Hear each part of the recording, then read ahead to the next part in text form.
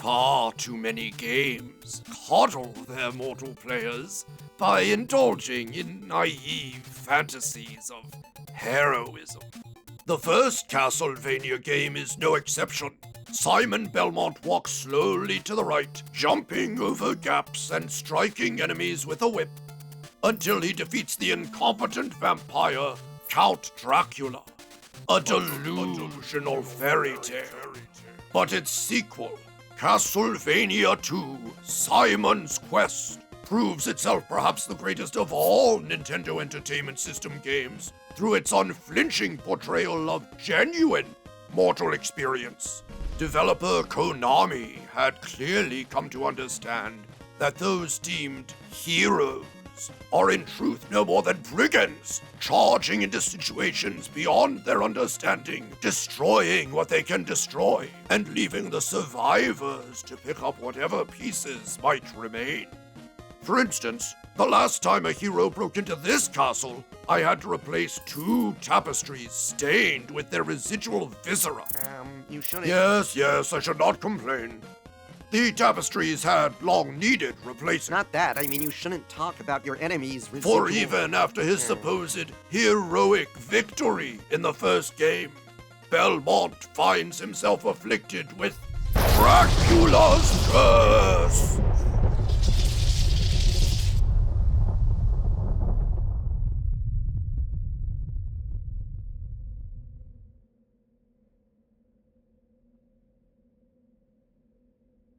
Belmont will perish under this curse unless he returns to Transylvania to resurrect the vampire count by reassembling his corpse from his most essential limbs and organs. The heart, rib, eyeball, fingernail, and ring? Ugh! This is what passes as a body for a vampire? Ugh, well that aside, the game's greatness is still evident from the outset. On Belmont's return, he is met not with parades and laurel wreaths, but deranged, bitter villagers who resent his very presence in their land. So-called towns are not restful hamlets, but towering monstrosities of brick and stair that threaten Belmont's very sanity. With no comfort to be found amongst the living, Belmont seeks out the abodes of the dead, cyclopean mansions where Dracula's repulsive body parts lie hidden. Inside, all is at last as it should be. Belmont can walk slowly to the right, jumping over gaps and striking his undead foes with a whip, just as it was in the first game. Here his simple skills still matter. Or do they? For each mansion is conquered not by martial prowess, but simply purchasing a wooden stake and hurling it at an unguarded orb. Any mortal could do the same. No skill, no heroes required. The mansion's few guardians, too, exist only to mock Belmont's heroic pretensions. The grim specter of death itself, in the first game a mighty adversary, is now barely capable of combat. And herein lies the crux of the game's genius. The bosses can afford to be weak.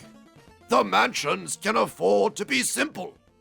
Because Belmont will never see them.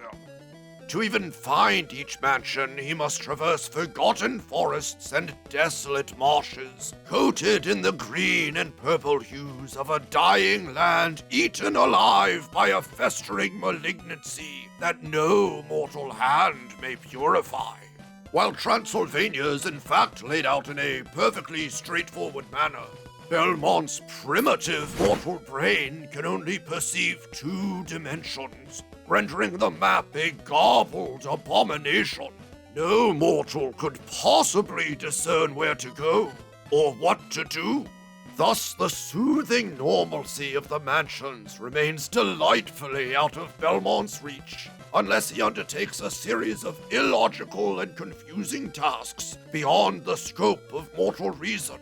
Kneeling at random locations, throwing garbage on the ground in others, Or, more straightforwardly, defeating a giant floating weeping mask to gain access to a cross that allows Belmont to destroy 2 bricks blocking Dracula's castle in a completely different part of the game.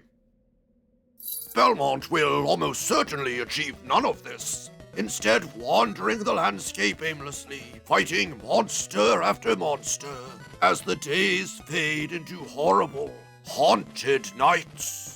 After dark, even the limited sanctuary offered by the villages evaporates, as the denizens give up all pretext of kindness and openly attack the interloper. Those are actually zombies. What? They amble back and forth with no purpose until death? That is the definition of a mortal. Well, zombies are green. Ugh. You're establishing a distinction without a difference.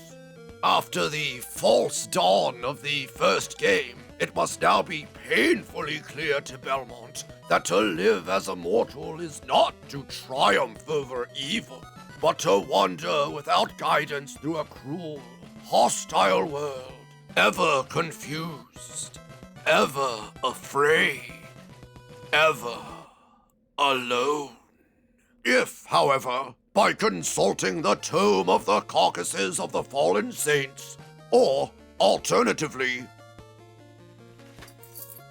the Nintendo Game Atlas, Belmont is somehow able to locate the mansions, and finally, Dracula's castle, the vampire only embarrasses himself once again.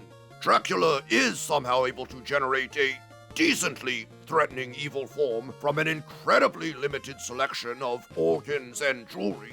But a vampire remains a vampire. The battle is over in seconds. Why he thought it a good idea to be revived in a weakened state right in front of his greatest rival is unclear. Why does a vampire think anything? If a mere mortal is able to destroy your physical form once, you were probably not cut out for evil sorcery in the first place. Ugh. Yet Dracula's facile defeat only emphasizes the utter hollowness of Belmont's so-called victory. He has not conquered a great foe or shattered a mighty fortress, only put an inept vampire out of his misery in the depths of a forgotten ruin. He is fortunate if he emerges with his life at all, for depending on how long he took in defeating Dracula, 3 distinct endings are possible. The most laudatory text accompanies the direst of visuals, and in the supposed best ending, Dracula somehow returns, Belmont's blood and sweat apparently having penetrated the land to no avail. But in the third and most easily accessible ending, Belmont dies of his curse, alone and unmourned, beside the grave of his rival. 2 new corpses to further inundate a land already bubbling with putrefaction. A land that will endure long after the names Dracula and Belmont have been forgotten. Castlevania II, Simon's Quest, is an utter triumph that celebrates the baffling futility that is the mortal experience. The game boldly provides players the familiar confusion Mortals they crave. don't like being confused. They just want to walk between markers on a map. This game is actually Well, let us ask mortals. No. Which Castlevania game best reflects your experience? Our viewership plummets when you directly address the It audience. is called engagement. Inform me in the comments section. How many of you have ever successfully transgressed the living castle of an ancient vampire, climbed to the heights of its clock tower, and with nothing but a whip slain him? And how many have ever been utterly lost in an unfriendly world? No idea where to go or what to do, shouting yourself hoarse with questions whose answers will never come.